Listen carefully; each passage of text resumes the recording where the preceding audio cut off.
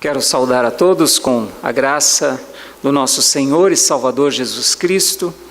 E como é bom estar neste momento cultuando ao nosso Deus. Ele nos proporcionou esta rica oportunidade de poder adorar o nome do nosso Deus. Mesmo imperfeitos e falhos como somos, Ele nos tem sido misericordioso e nos dá essa rica oportunidade de cultuar ao nome do nosso Deus. E eu quero saudar então a todos os irmãos que estão em suas casas neste momento, acompanhando a transmissão, tanto aqui aos irmãos da Igreja Presbiteriana da Vila Varela, como também aos irmãos da 4ª Igreja Presbiteriana de Suzano, e a todos aqueles que nos acompanham de outras cidades também. Nós rogamos a Deus a graça e a paz do nosso Senhor e Salvador Jesus Cristo sobre todos vocês. E nesta noite nós vamos mais uma vez buscar alimento na palavra de Deus, aquilo que nos conforta, nos consola, nos fortalece a cada dia, que são as Sagradas Escrituras. E eu quero convidar você então a abrir a palavra de Deus em Isaías capítulo 41.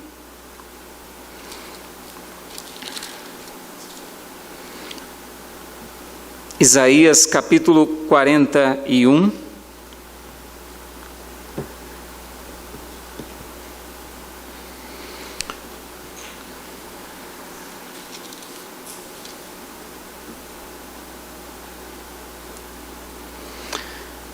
Eu vou fazer a leitura dos versículos 8 ao versículo 10.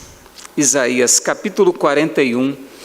Versículos 8 a 10. Diz assim o texto sagrado: Mas tu, ó Israel, servo meu, tu, Jacó, a quem elegi, descendente de Abraão, meu amigo, tu, a quem tomei das extremidades da terra e chamei dos seus cantos mais remotos, e a quem disse: Tu és o meu servo, eu te escolhi e não te rejeitei. Não temas, porque eu sou contigo. Não te assombres, porque eu sou o teu Deus. Eu te fortaleço e te ajudo e te sustento com a minha destra fiel. Apenas até o verso de número 10. Vamos orar mais uma vez.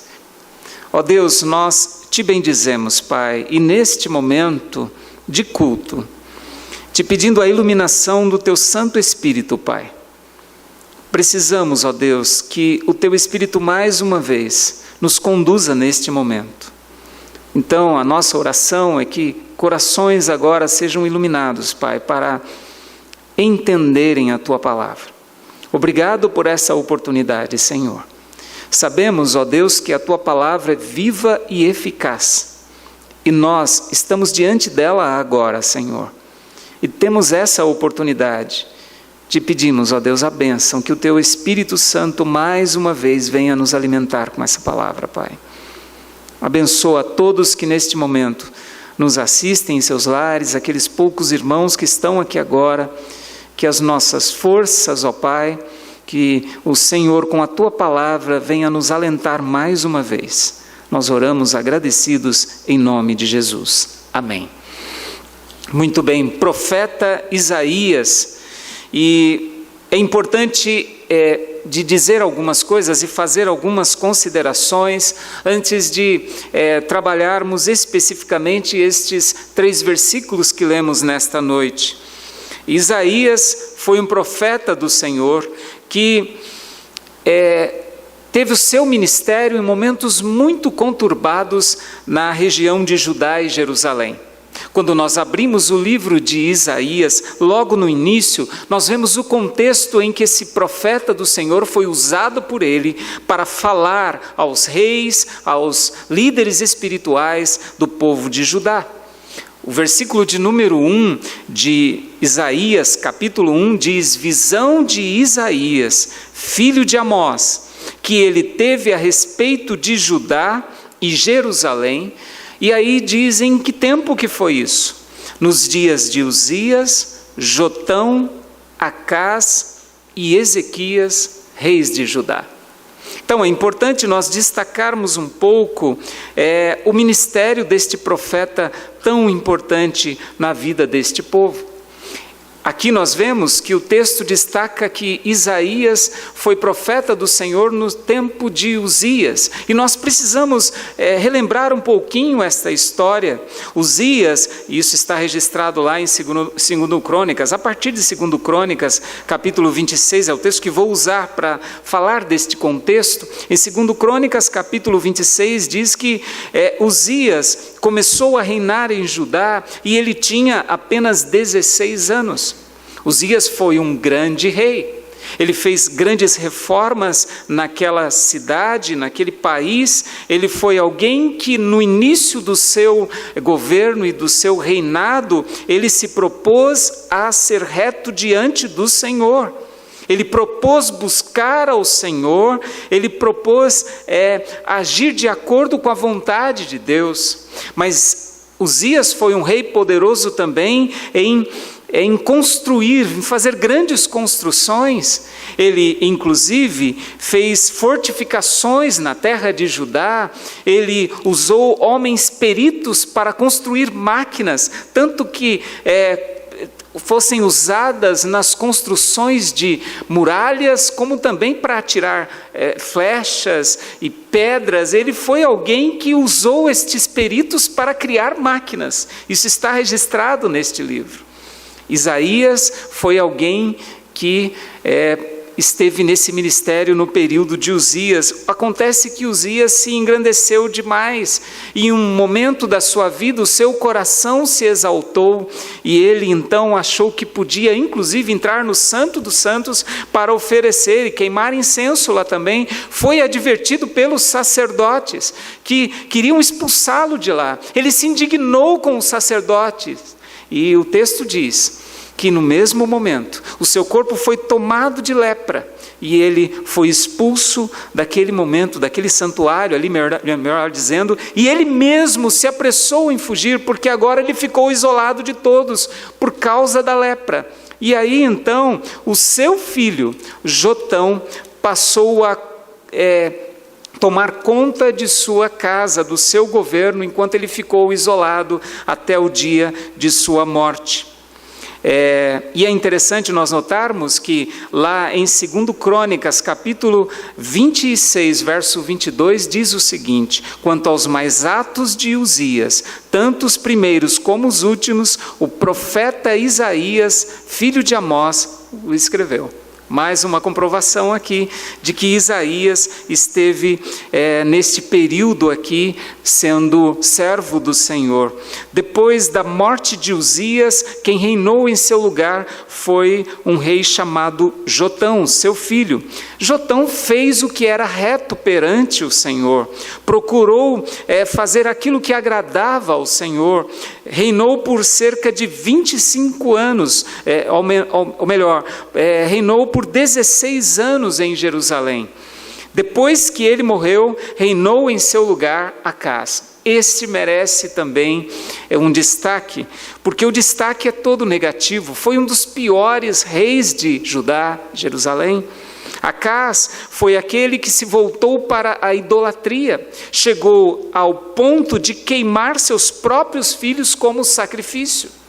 Foi um rei terrível, mas também foi confrontado por Isaías e teve o seu reinado também, um reinado em que ele procurou levar o povo à idolatria. Ele procurou colocar ídolos por toda a cidade, por onde se andava havia idolatria naquele lugar. Então havia uma fraqueza espiritual muito grande na vida daquele povo.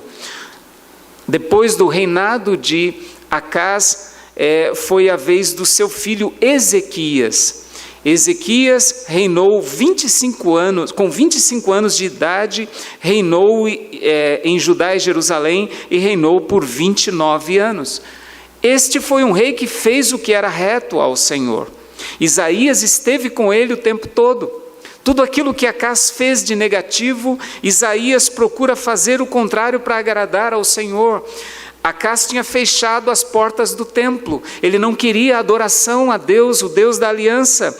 Ezequias, quando começa a reinar, pede para que todo o povo e os sacerdotes se santifiquem. A casa do Senhor passou a ser santificada, ele levou o povo a adorar ao Senhor mais uma vez, mas também o seu coração se exaltou.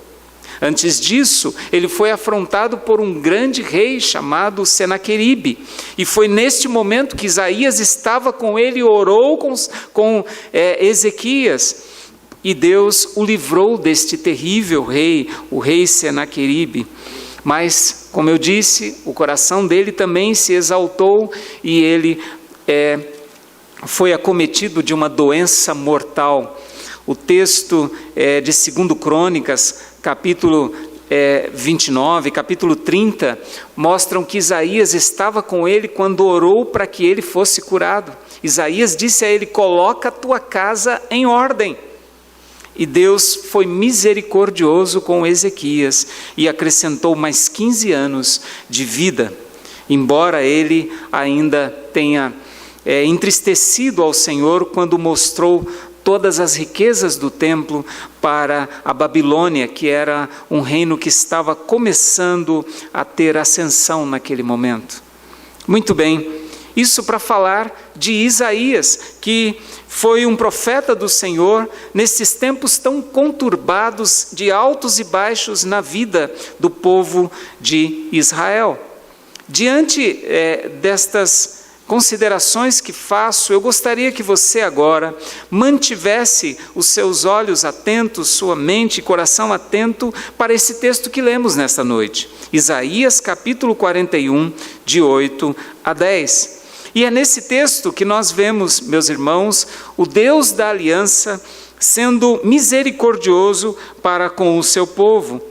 Esse Deus maravilhoso foi o Deus que usou Isaías para profetizar muitos anos antes, muitos séculos antes dos acontecimentos que são aqui narrados no livro de Isaías.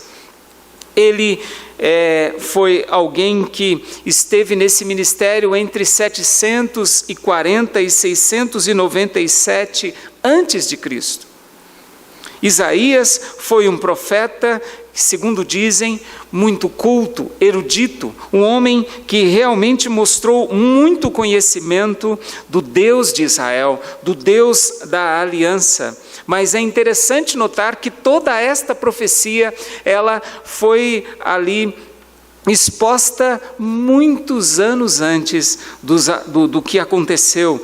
Inclusive, o livro de Isaías é um dos livros que mais fala da chegada do Messias. Veja, mais de 600 anos antes da vinda do Messias. Alguns estudiosos se referem a este livro, o livro de Isaías, como uma Bíblia em miniatura. O próprio Agostinho chegou a chamá-lo de o 5º Evangelho.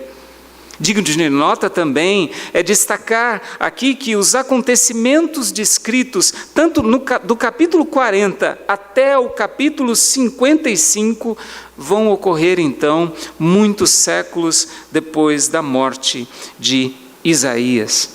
Agora podemos sim ir diretamente para os versículos 8 a 10 para tratar de um tema importante nesta noite. E o tema é: não temas. Deus nunca abandona o seu povo. Não temas, Deus nunca abandona o seu povo. O texto começa com uma conjunção, mas tu, ó Israel. Uma conjunção adversativa. O que significa isso? Que aqui as palavras de Isaías, a partir do versículo de número 1 do capítulo 41, elas mudam o tom da narrativa deste profeta a partir do verso 8, porque antes ele está falando da majestade de Deus e do temor dos povos pagãos e inimigos em relação a este Deus. Ele fala da grandeza de Deus, um Deus que tem poder para derrotar qualquer inimigo poderoso. E é esse mesmo Deus que fala no verso de número 4, quem fez e executou tudo isto, aquele que desde o princípio tem chamado as gerações à existência, eu, o Senhor, o primeiro, como com os últimos eu mesmo. O nosso Deus, nós sabemos, é o primeiro e o último. E o que significa isso? Que Ele é soberano sobre todas as coisas. É a totalidade da ação de Deus. E os países que são inimigos do povo de Deus, quando veem o poder de Deus, tremem. O texto diz aqui, meus irmãos, do verso 5, os países do mar viram isto e temeram, os fins da terra tremeram, aproximaram-se e vieram. E o que eles fazem? O texto diz, um ao outro ajudou e ao próximo disse, sê forte. A ideia deles é se juntarem para construir ídolos, para tentar afrontar o Deus de Israel. Eles se ajudam, porque no verso 7 explica isso. Diz o seguinte, o artífice anima o ourives, e o que alisa com o martelo, ou o que bate na bigorna, dizendo da soldadura, está bem feita, então com pregos fixa o ídolo, para que não oscile. Então nós chegamos agora nas palavras de Isaías, no verso de número 8, para dizer o seguinte, mas tu, Israel é diferente. Israel serve ao Deus da aliança. E esse Deus que nunca abandonou o seu povo. Por isso agora nós vemos nesse texto, meus irmãos, o poder de Deus dizendo o seguinte, mas tu, ó Israel, servo meu, tu, ó Jacó, veja aqui a palavra sendo trocada, porque nós sabemos que antes de Israel era Jacó, o enganador, aquele que foi tratado por Deus para chegar no momento da sua vida e ser chamado de Israel, aquele que luta como príncipe com o Senhor. E é este Jacó, ou Israel, que vai dar origem às 12 tribos de Israel, este povo que começou com um pouco número, que chegou ao Egito com não mais do que 70 pessoas, e que se torna grande no Egito. Depois ele é liberto, porque tem um libertador chamado Moisés. Este Israel, este povo que o Senhor escolheu para adorar tão somente a Ele. Por isso o texto diz, a quem elegi, descendente de Abraão, meu amigo. Este é o povo de Deus. Este é o povo que o Senhor escolheu para fazer aliança com Ele. E é a este povo que Ele se dirige. Este povo é diferente. Por isso o Senhor traz palavras de conforto para um povo que está em insegurança e que tem insegurança com relação ao futuro. Veja que o profeta Isaías está falando palavras aqui que o povo visualiza alguma coisa, mas não sabe quando tudo isso vai acontecer. Mas ele deixa bem claro, Israel é povo de Deus, e mesmo sendo um povo que muitas vezes rejeitou ao Senhor, e nós vimos pela sequência dos reis, muitas vezes se voltaram para a idolatria, o Senhor diz, mas tu, Israel, é o meu eleito. O Senhor não desistiu do seu povo. Isso é maravilhoso para nós entendermos, meus irmãos, que esse texto vai nos dar a segurança de que o povo de Deus não deve temer.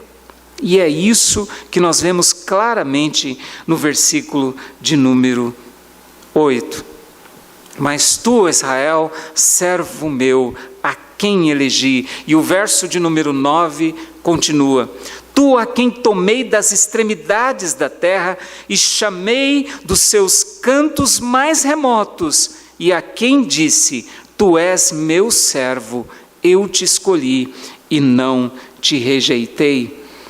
Veja que o Senhor aqui diz, por intermédio do seu profeta, que ele chamou este povo das extremidades da terra. E ele diz, tu és meu servo. É interessante nós notarmos que essa palavra servo, ela está ligada à palavra que nós conhecemos como escravo. Mas veja que a forma como esta palavra aparece no texto aqui no Antigo Testamento, dá a ideia daquele que, sim, é servidor, mas também daquele que é servo adorador a Deus. Então, quando ele olha para o seu povo, ele diz: esse povo é meu servo, ou seja, é um servo adorador a Deus. Nós somos considerados servos, porque adoramos a Deus. Somos escravos, sim, mas não porque algo foi imposto a nós. Nós servimos com amor no coração, porque o amor de Deus transformou a nossa vida. E foi isso que ele fez com o povo de Israel. Ele tomou das extremidades da terra, poderia ser qualquer outro povo, mas Deus tinha um propósito com o povo de Israel. Chamou este povo e disse: eu te elegi, eu te escolhi. Partiu do próprio Deus, é a ação do Deus em chamar, em eleger, em escolher. Isto fica muito claro aqui. Ele diz: eu te escolhi e não te rejeitei. É interessante notar, porque eu fiz questão de, na abertura desta mensagem, falar dos reis. Os reis, muitos deles levaram o povo à idolatria, mas mesmo assim, o Senhor não rejeitou o seu povo. Sempre houve também aquele remanescente que se manteve fiel ao Deus da aliança. Este é o Senhor que diz: eu te escolhi, eu não te rejeitei. E é por isso então, meus irmãos, que nós vemos que este povo é um povo privilegiado. E aí nós olhamos para o povo de Israel e falamos: mas um povo que sempre rejeitou, um povo que sempre caía para a idolatria, tinha uma tendência para a idolatria. O que tinha neles que fez com que o Senhor se agradasse deles? A palavra de Deus diz que não tinha nada.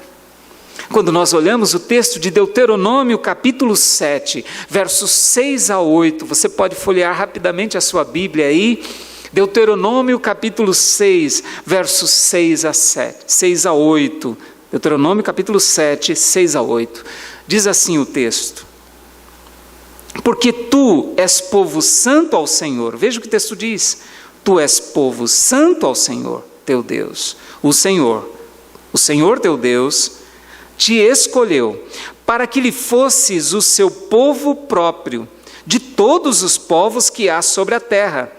Não vos teve o Senhor afeição, nem vos escolheu, porque fosses mais numerosos do que qualquer povo, pois éreis o menor de todos os povos, mas porque o Senhor vos amava, e para guardar o juramento que fizera a vossos pais, o Senhor vos tirou com mão poderosa, e vos resgatou da casa da servidão, do poder de Faraó, rei do Egito. O texto deixa bem claro, não porque eram alguma coisa diante de Deus, mas porque o Senhor vos amava.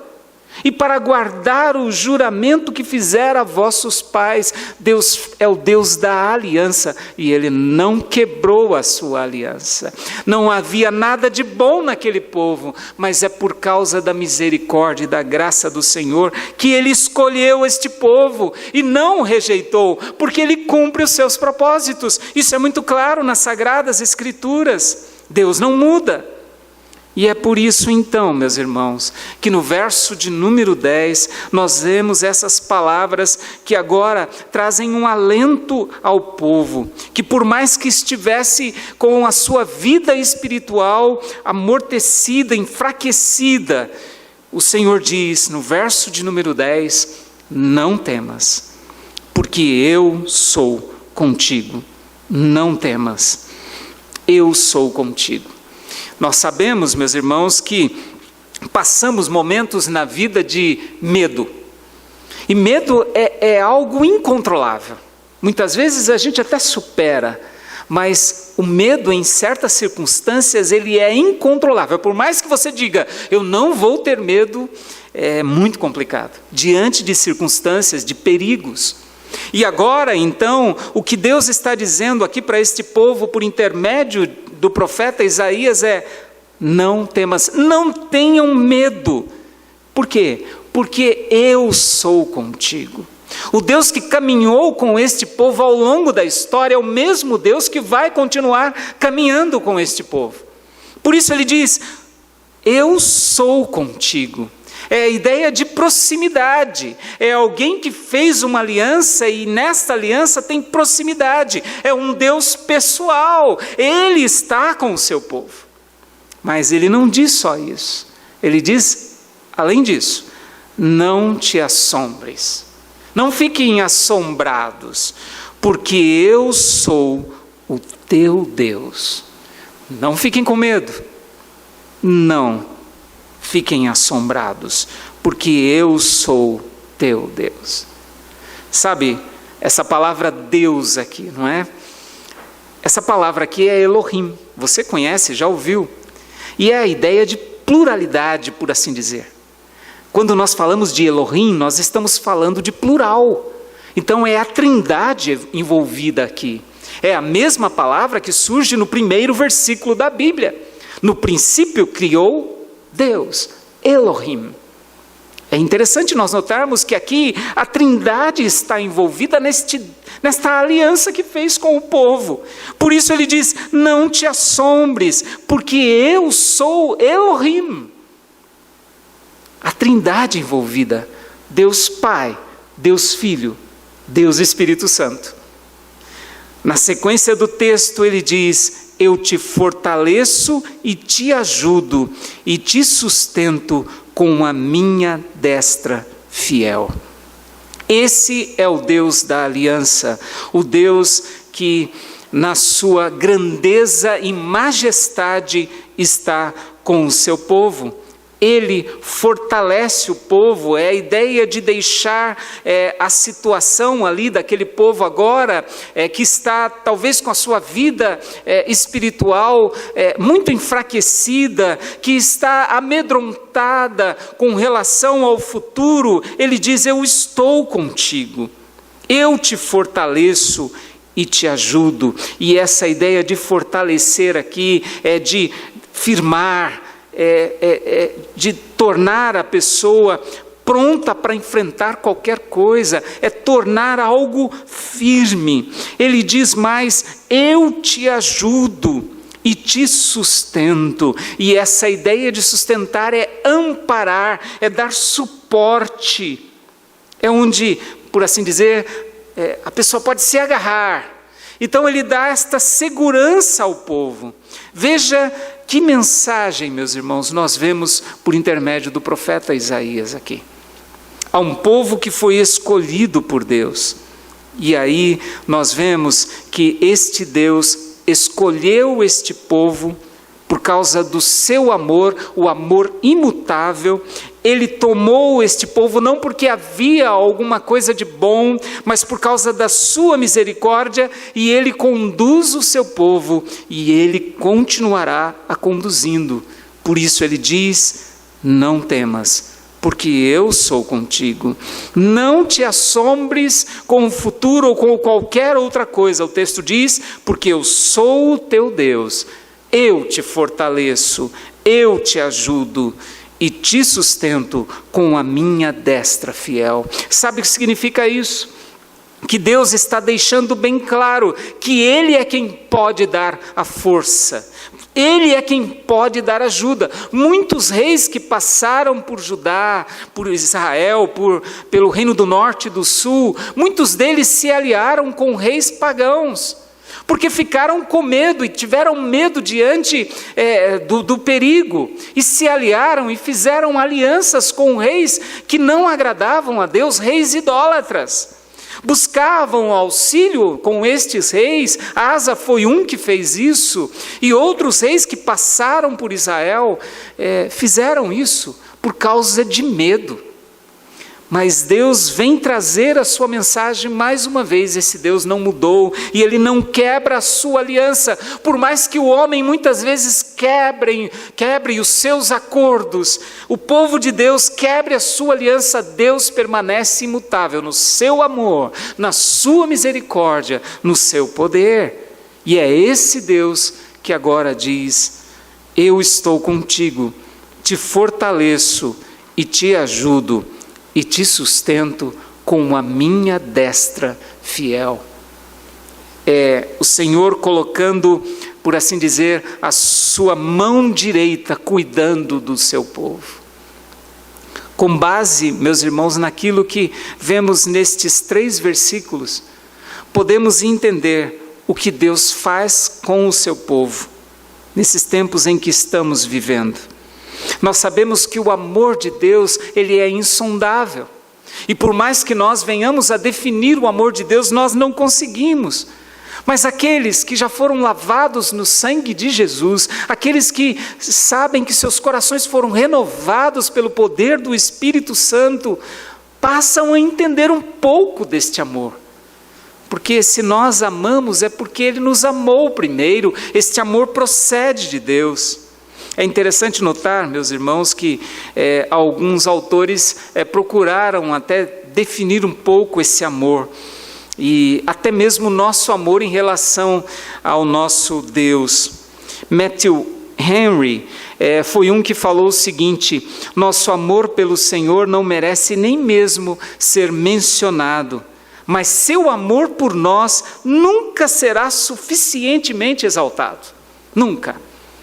Outro autor importante, tão conhecido nosso, Agostinho. Agostinho disse uma frase muito curta, mas muito interessante. Ele diz: eu odiaria minha própria alma se descobrisse que ela não ama a Deus.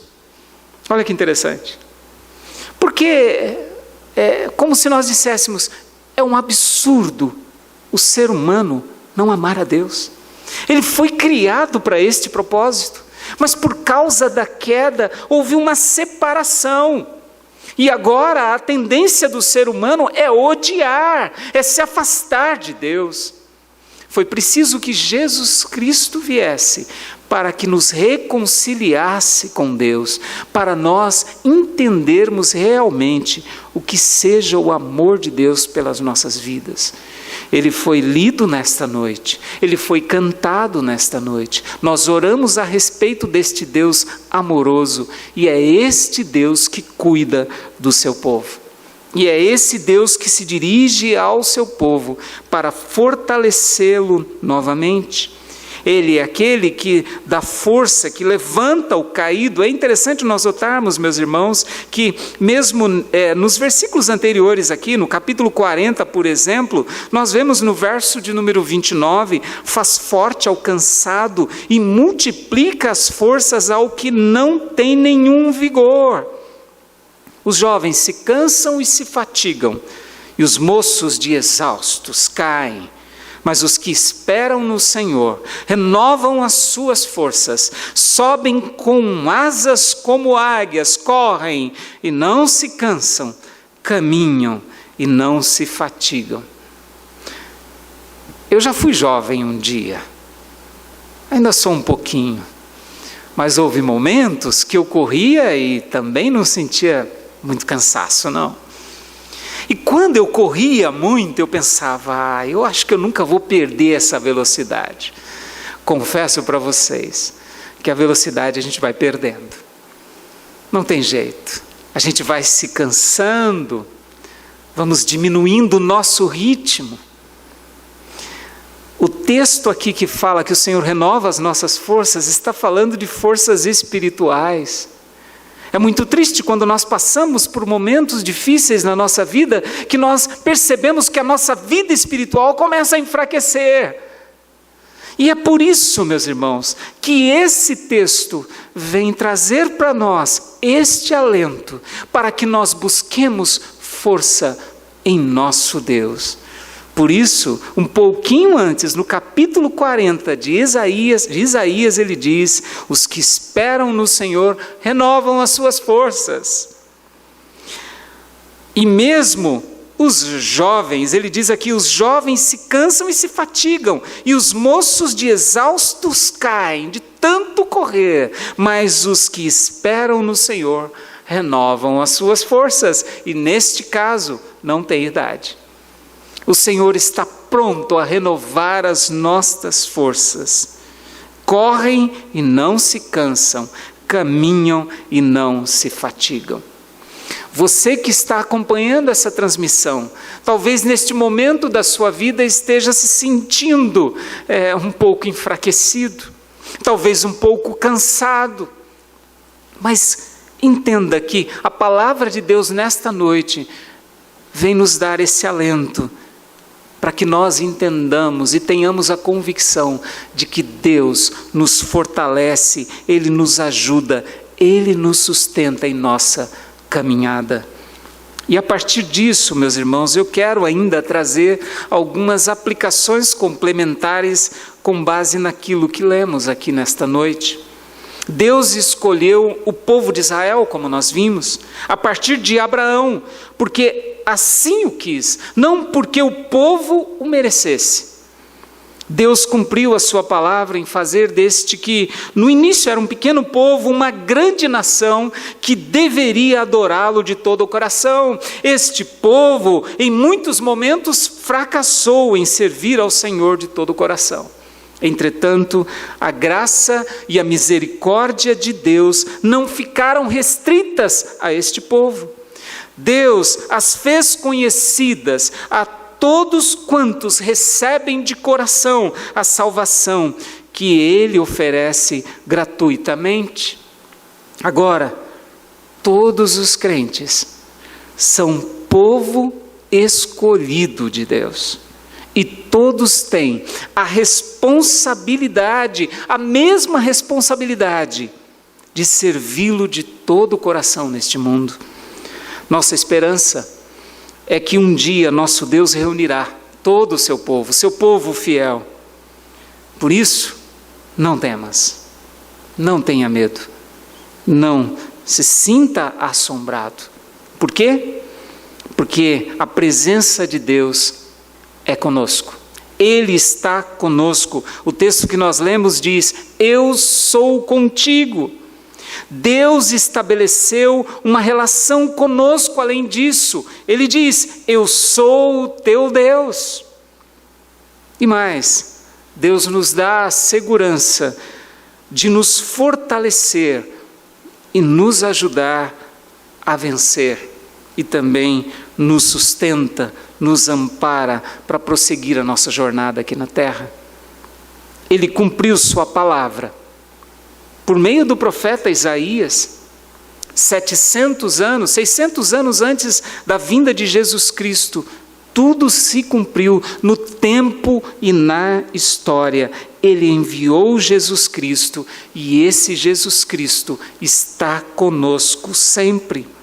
Ele permanece conosco até a consumação dos séculos, como nós lemos em Mateus capítulo 28, verso de número 20. Nós temos a presença de Jesus conosco, e Jesus é aquele que também nos fortalece, nos ajuda. Ele intercede junto ao Pai pelo seu povo. Ele não rejeita os seus escolhidos. Ele fortalece ao caído. Ele é a nossa paz. Efésios 2,14 deixa isso bem claro. Ele trouxe o evangelho da paz. O versículo 17 desse mesmo capítulo 2 de Efésios. Ele é a nossa paz. Ele evangelizou paz ao mundo. Esse é o Jesus maravilhoso a quem nós servimos. A promessa foi cumprida. O Senhor cumpriu o seu propósito de estar com o seu povo, de ajudar o seu povo, para tirar o temor deste povo. Por isso, nesta noite, a nossa mensagem também é: não temas, Deus nunca abandona o seu povo.